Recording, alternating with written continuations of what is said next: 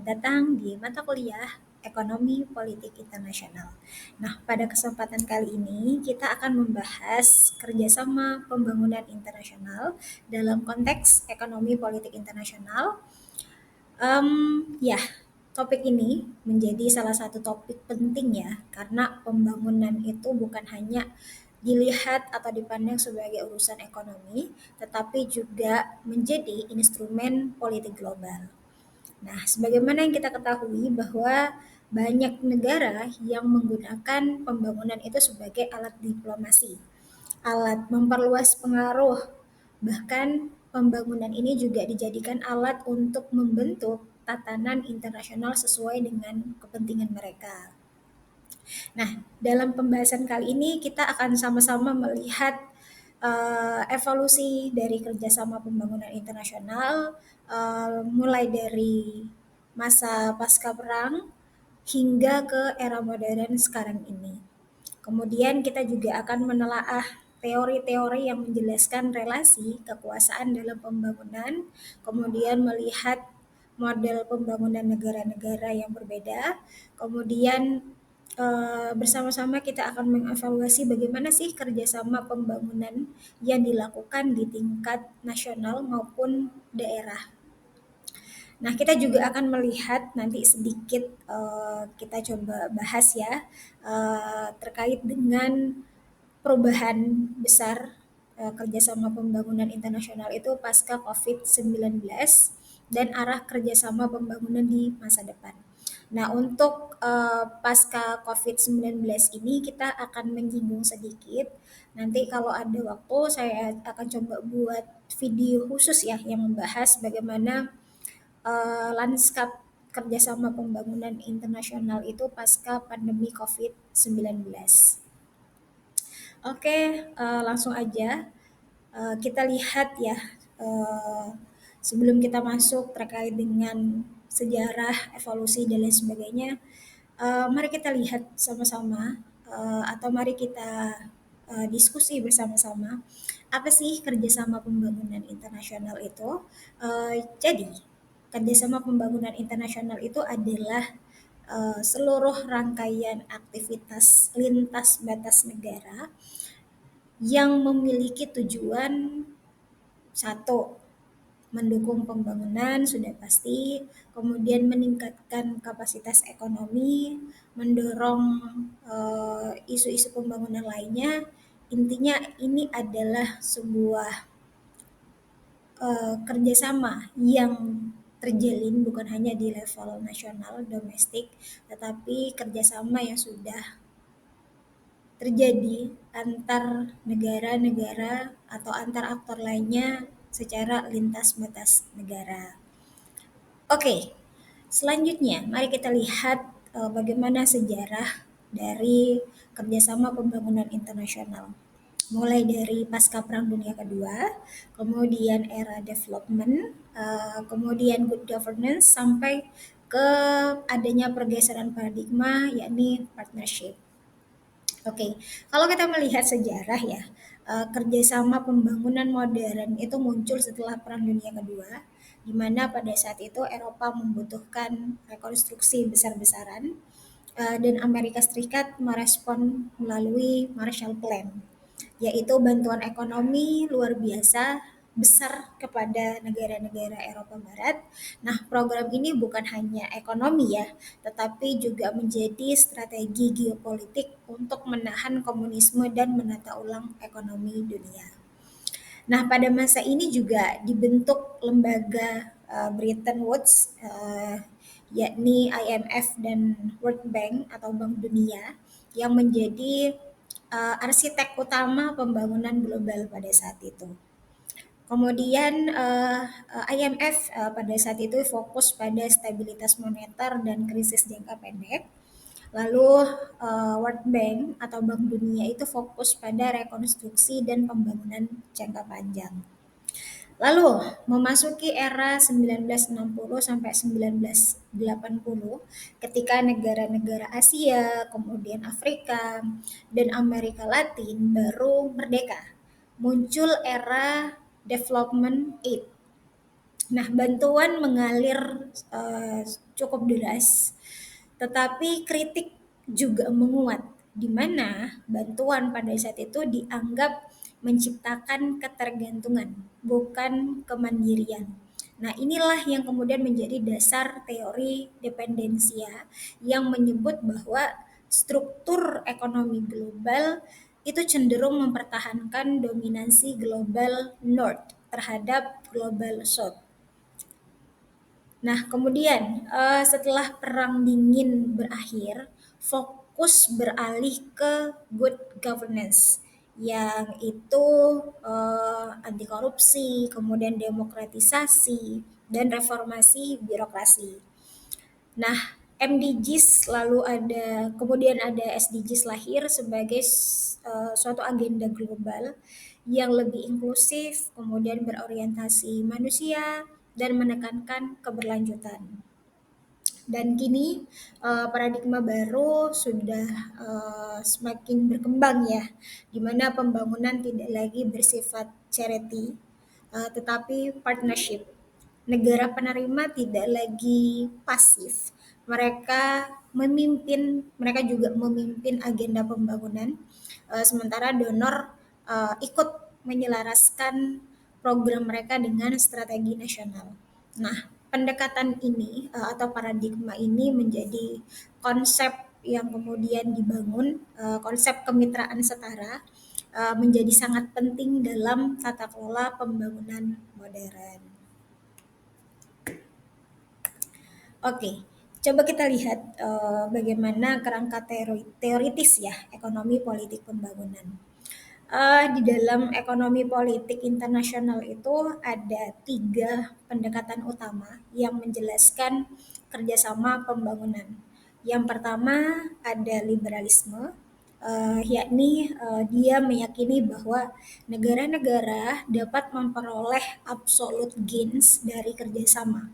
Bantuan itu menurut pandangan ini bukan sebagai alat politik, tetapi instrumen untuk meningkatkan kesejahteraan bersama. Mereka percaya bahwa interdependensi ekonomi akan mengurangi potensi konflik. Misalnya nih, Jepang memberikan bantuan infrastruktur ke Asia Tenggara itu bukan hanya karena politik, tetapi karena ingin membangun ekonomi regional yang stabil dan saling menguntungkan. Kemudian yang kedua ada Marxisme atau strukturalisme yang melihat pembangunan itu sebagai arena konflik antara negara maju dan negara berkembang. Bantuan itu dianggap sebagai alat penaklukan modern gitu atau neokolonialisme yang mempertahankan dominasi global North, dan mereka melihat bahwa conditionalities yakni syarat pinjaman dari IMF dan World Bank atau Bank Dunia itu seringkali memaksa negara-negara penerima menjalankan kebijakan yang merugikan mereka di jangka panjang. Oke, kemudian yang ketiga itu ada neoliberalism atau institutionalism yang menekankan peran pasar dan institusi internasional. Menurut pendekatan ini, pembangunan dan bantuan itu harus diarahkan pada efisiensi, kemudian liberalisasi ekonomi, deregulasi pasar, dan penguatan institusi. Mereka melihat bahwa IMF dan World Bank menjadi contoh nyata ya bagaimana institusi global itu menetapkan standar global mengenai good governance. Nah, tiga pendekatan ini atau tiga perspektif ini kemudian membantu kita untuk membaca motif, kemudian dinamika, dan dampak kerjasama pembangunan itu secara lebih kritis. Oke, selanjutnya adalah mari kita lihat bagaimana negara dan model pembangunan. Oke, dalam sejarah pembangunan itu berbagai negara menggunakan model pembangunan yang berbeda-beda. Tapi penekanannya tetap sama ya pada tiga hal ini: pasar, negara, masyarakat. Yang pertama itu ada model Keynesian atau welfare state yang menekankan pada intervensi negara melalui subsidi, kemudian jaminan sosial dan investasi publik. Nah, model ini itu dipakai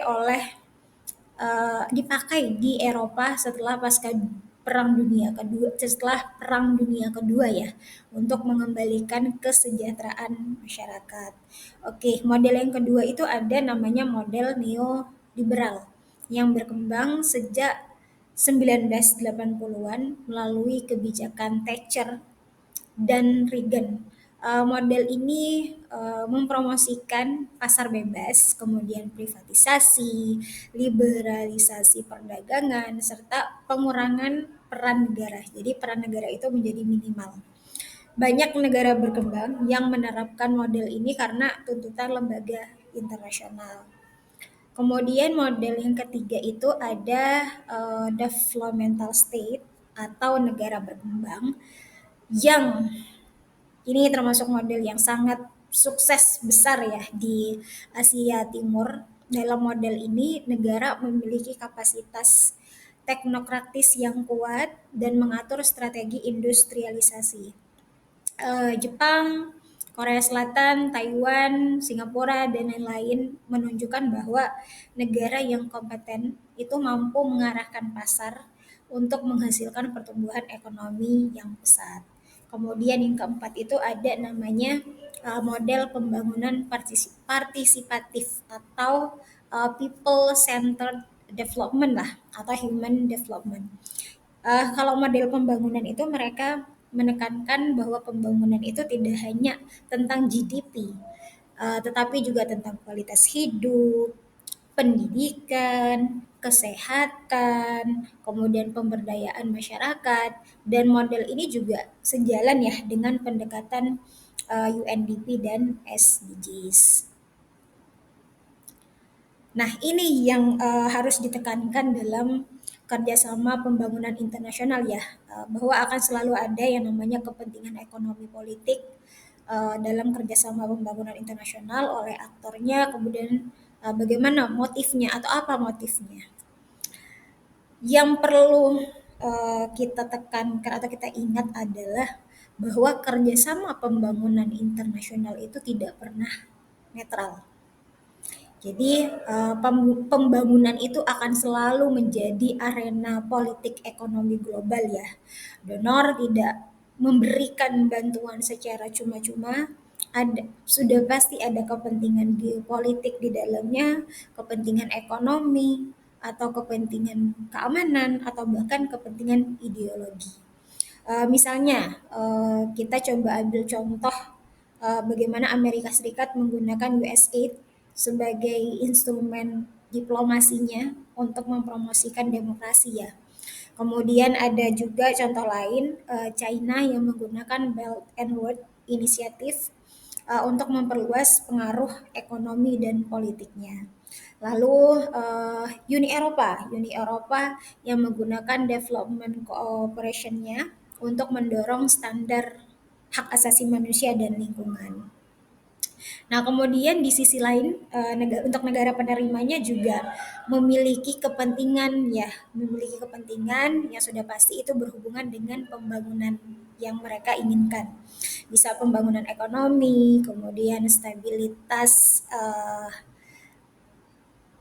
negaranya, kemudian peningkatan kapasitas birokrasi, atau bisa juga meningkatkan akses teknologi. Jadi pada konteks ini adalah bahwa hubungan donor dan penerima itu menjadi sebuah proses negosiasi kepentingan ya, bukan hubungan satu belah pihak saja. Oke, ini ada beberapa mekanisme dan model kerjasama ya. Di sini saya mengambil lima mekanisme umum dalam kerjasama pembangunan. Oke, yang pertama itu adalah bilateral. Eh, saya percaya ini adalah sebuah istilah yang mungkin tidak asing ya di teman-teman. Jadi kalau kerjasama pembangunan bilateral ini langsung antar dua negara, misalnya kerjasama antara Indonesia dengan Australia dalam program IPEC gitu.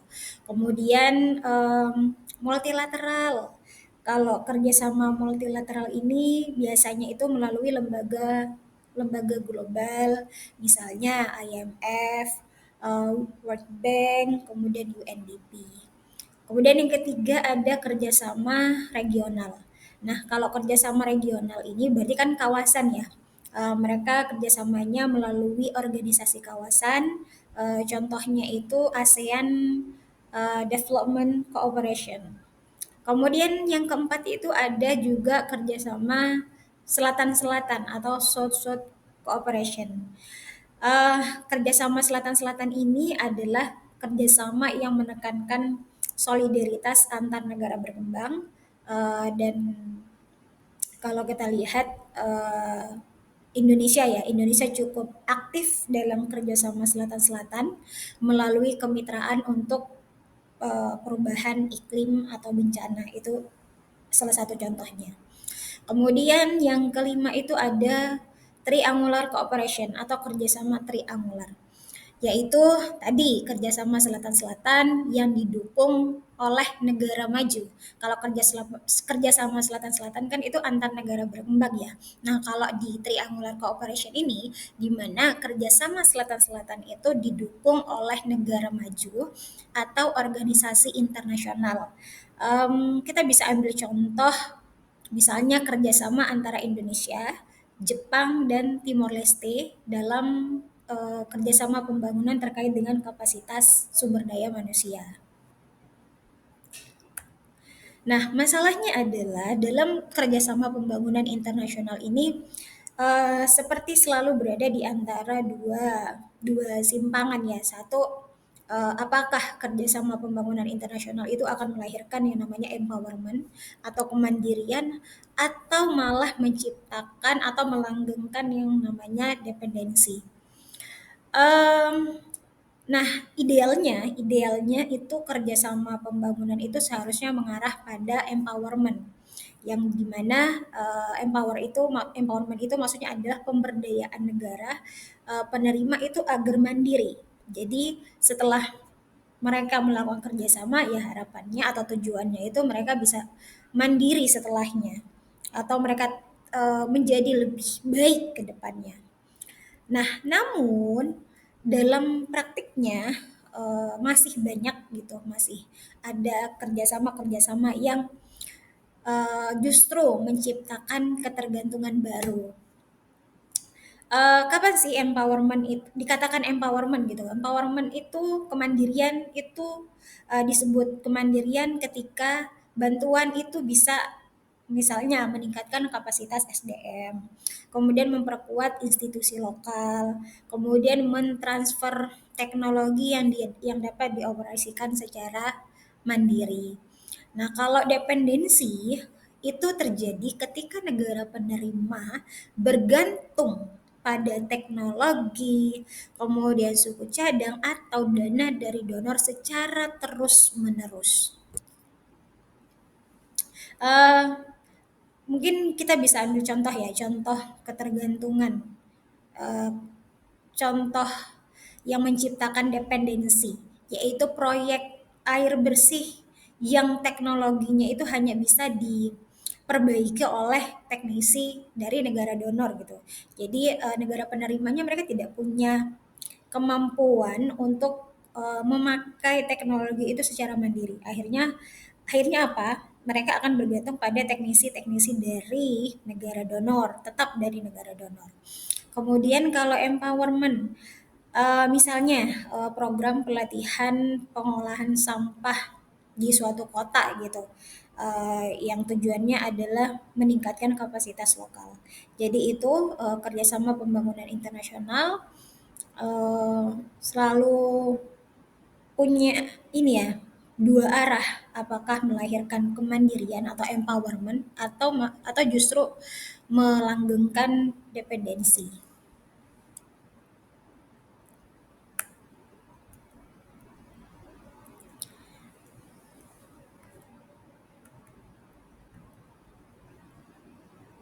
Oke, ini saya ambil sebuah case study, tapi di level kerjasama antara pemerintah daerah dan mitra pembangunan internasional ya. Eh, ini bentuk dan mekanisme kerjasama antara Pemda dengan mitra pembangunan internasional itu ada macam-macam. Oke, jadi kerjasama pembangunan internasional itu tidak hanya dilakukan antar negara dengan negara ya, tetapi juga pemerintah daerah dapat bekerja sama dengan mitra pembangunan internasional atau donor internasional, terutama setelah desentralisasi ya. Ini saya ambil contoh di negara kita sendiri, Indonesia.